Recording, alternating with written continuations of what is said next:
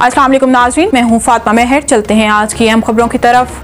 दिहाड़ी खबर शामिल करते हैं हमारे deputy bureau chief Mohammad Nadeem Gujjar से।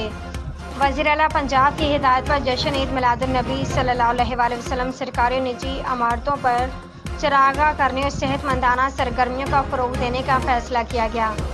डिप्टी कमिश्नर विहाड़ी सैयद आसिफ हुसैन शाह की ज़ेर-ए-सदारत जश्न ईद मिलादुन्नबी सल्लल्लाहु अलैहि वसल्लम और खेल और सकाफ़ती सरगर्मियों के बारे में इजलास मुनक़िद हुआ।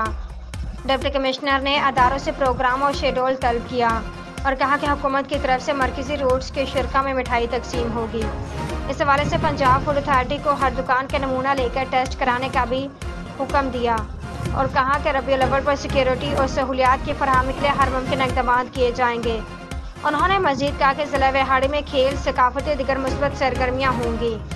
इंटर डिस्ट्रिक्ट और तहसील सतह पर खेलों के मुकाबले होंगे, जिसमें साइकिलिंग, कबड्डी, मैराथन और खेलों के दीगर मुकाबले होंगे।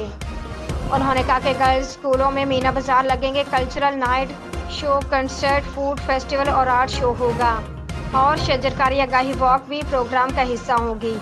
इस मौके पर additional deputy commissioner general Abdul Jabbar और दीगर मुतल्लिका महकमों के अफसरान मौजूद थे।